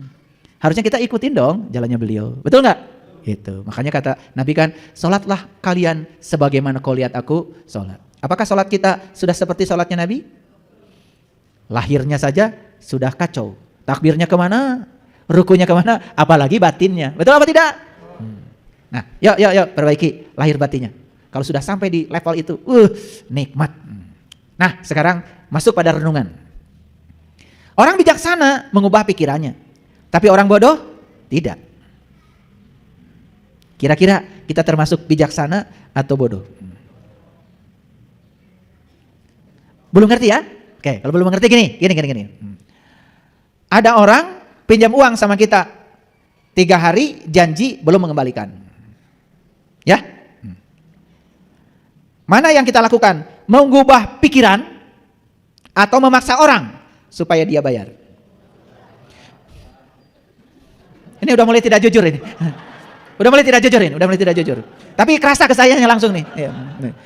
Jawab yang benar, yang jujur. Mengubah pikiran atau memaksa orang? Bijaksana apa bodoh? Nah, itu harus pakai contoh. Kalau orang bijaksana mengubah pikirannya. Pikirannya gini, pasti nanti juga kalau dia udah punya duit, pasti dikembalikan dong. Gitu. Yang diubah pikiran dia, bukan memaksa orang. Enak gak mengubah pikiran? Enak. Udahlah, saya doakan saja. Semoga dia banyak rezekinya. Saldonya nambah, utang sama saya selesai. Kalaupun enggak bisa bayar, ya enggak seberapa. Kan duit saya dari Allah lebih banyak daripada ini pinjam sama dia. Coba. Mengubah pikiran itu adem. Ini namanya memecahkan telur dari dalam. Nah, kalau tidak dikasih contoh kayak gini kan kalian bingung ya. Belum ngerti ya. Bukan belum jujur, belum ngerti. Nah, sekarang ditanya lagi. Jadi kalau ada orang pinjam uang, kemudian dia 3 hari belum bayar, perjanjiannya 3 hari, mengubah pikiran atau memaksa orang harus bayar sambil marah-marah? Jujur. Sudah mulai ya, tambah tidak jujur. Ya setelah ini begitu kan? Setelah ini, kemarin? Wah, sudah keluar kata-kata umpatan, betul? Luar biasa. Saya pernah, ini pengalaman ya, saya pernah punya utang 40 juta, kemudian harus bayar 570 juta. Kalau saya keluar, pasti akan terjadi konflik. Tapi saya subah pikiran saya. Pikiran saya begini, Stop ya utangnya, saya bikin pengakuan utang. Saya bikin pengakuan utang, saya tanda tangan. Stop ya, jangan jalan lagi segini. Doakan saya ya, punya kemampuan membayarnya. Saya ubah pikiran saya. Ini gak main-main nih, Allah ngasih tantangan sama saya. Dan pasti Allah itu ngasih caranya sama saya. Begitu saya bilang, Engkau yang akan ngasih caranya ya Allah. Saya tidak melihat saldo saya hari ini, tapi saya melihat saldo di rekening Allah yang luar biasa tanpa batas. Hanya dalam waktu sekejap saya punya uang sebesar itu. Saya kresekin, saya kasih. Jadi mengubah pikiran itu selalu keren. Kira-kira kalau seperti saya 40 jadi 570 siap? Lah kalian menyangka saya ceramah begini itu ngasih nasihat orang? Tidak.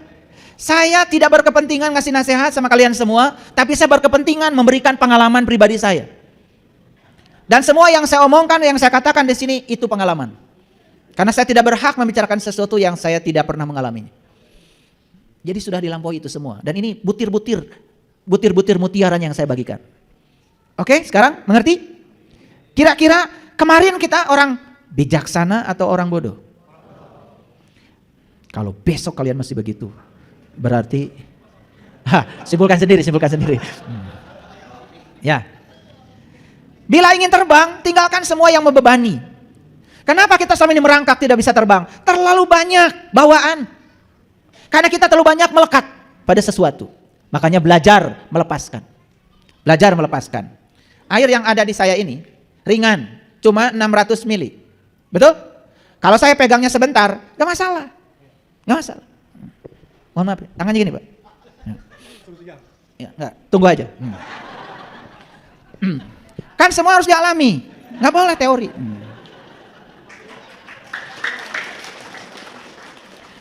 Para hadirin,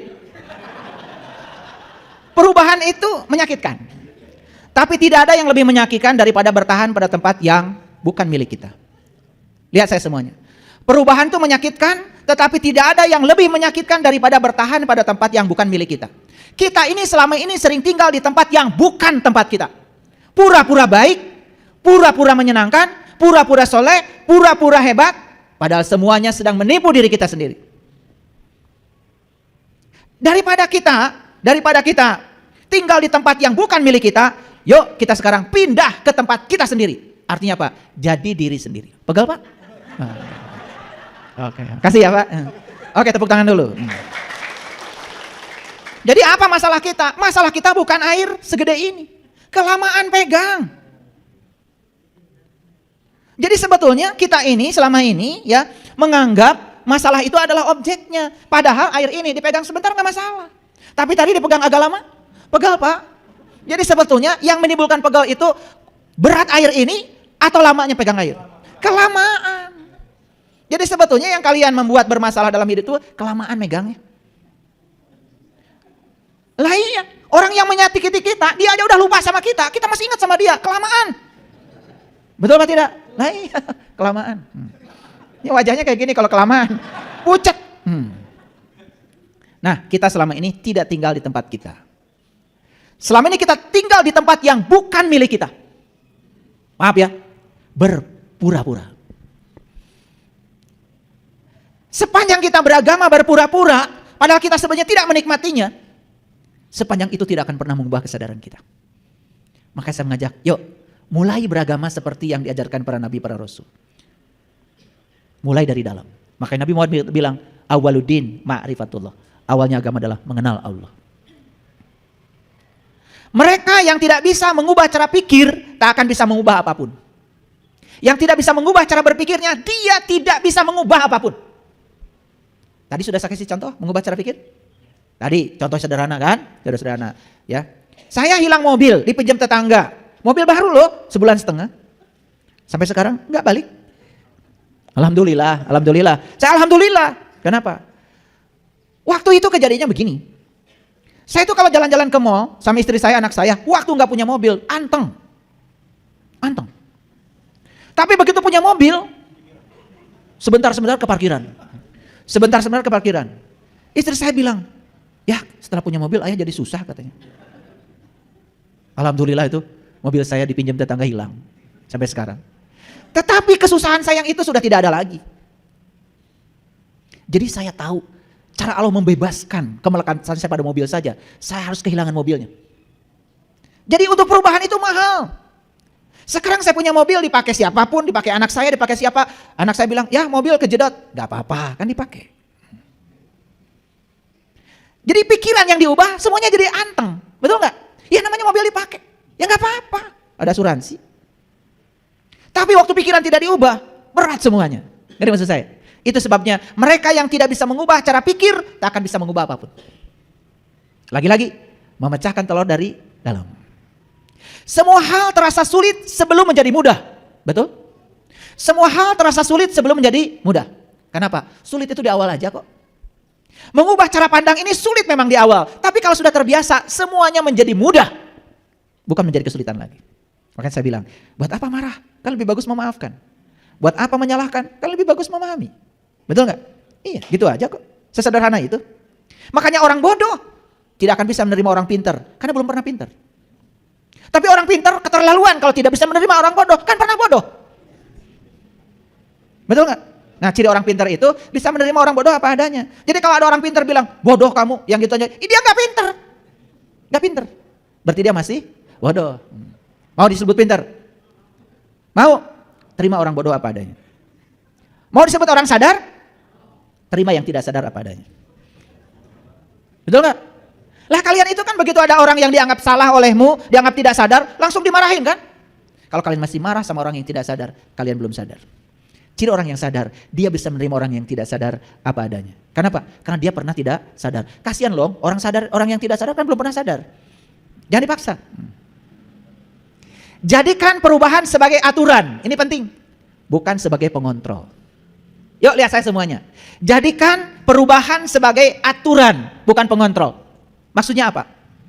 Perubahan ini sudah aturan alam. Tidak ada yang tetap di alam ini. Kalau perubahan itu sudah menjadi aturan, ikut saja aturan alam. Makanya kita harus punya kemampuan beradaptasi dengan perubahan. Daripada perubahan mengontrol kita.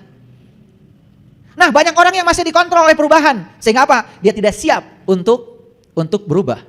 Karena apa? Dia menganggap perubahan itu sebagai musuh. Akibatnya dikontrol oleh perubahan. Sekarang yuk kita yakini kalau perubahan itu adalah aturan. Banyak yang mengatakan bahwa waktu mengubah banyak hal. Tetapi sebenarnya kita harus mengubahnya sendiri. Jadi jangan menunggu sesuatu dirubah oleh waktu. Lebih bagus diubah oleh diri kita sendiri. Hanya diri kita yang bisa mengubah hidup kita. Tidak ada orang lain yang bisa melakukannya untuk kita. Mau berubah? Hanya diri kita yang punya kemampuan berubah. Orang lain tidak bisa melakukannya untuk kita. Pada saat tertentu kita memiliki dua pilihan. Untuk melangkah ke depan menuju pertumbuhan atau mundur ke belakang menuju kenyamanan. Pilih mana? Pilih mana? Nah, kalau kita memilih pertumbuhan, berarti melangkah ke depan. Kalau kita memilih kenyamanan, berarti melangkah mundur ke belakang. Dan orang yang memilih kenyamanan tidak punya pengalaman baru. Hidupnya tidak variatif, gitu-gitu aja. Ya, kayak patung. Makanya patung haram. Nah, yang haram itu bukan patungnya. Sifat kita yang tidak mau berubah. Itu patung yang dibikin oleh ahli seni tidak berbahaya. Yang berbahaya itu adalah sifat kita yang tidak mau berubah. Itu yang haram. Setiap orang berpikir untuk mengubah dunia, tapi tidak ada orang yang berpikir untuk mengubah dirinya sendiri. Yuk sekarang tidak usah bikin organisasi ini, organisasi itu untuk mengubah dunia. Gak usah. Ubah aja diri kita sendiri. Saya cuma khawatir aja. Kita bikin organisasi ini, itu untuk mengubah dunia, tetapi kita lupa mengubah diri kita sendiri. Sekali lagi, dunia tidak akan berubah kalau tidak dimulai oleh perubahan pada diri kita sendiri. Betul? Yuk sekarang fokus ke dalam. Fokus ke dalam. Anak kita nakal dalam pandangan kita. Rubah pikiran kita. Ini anak kan anak saya. Tubuhnya adalah tubuh saya. Bagian dari diri saya. Selnya pun dari saya. Anak ini besar di lingkungan keluarga. Dan saya contohnya. Jangan-jangan anak ini nakal karena melihat contohnya pada saya. Pernah begitu? Anak melawan sama kita. Jangan-jangan dia pernah melihat pertengkaran kita dengan pasangan hidup kita. Yuk sekarang jangan menyalahkan. Memahami saja. Jadi kalau ingin anaknya tidak nakal lagi, mulailah orang tuanya tidak nakal. Sederhana? Sederhana? Yuk, pilihan hari ini cuma dua. memecahkan telur dari dalam atau memecahkan telur dari luar? Pilih yang mana? Pilih yang mana? Nah, berarti kalau sudah memilih itu komitmen kita. Terima kasih. Assalamualaikum warahmatullahi wabarakatuh.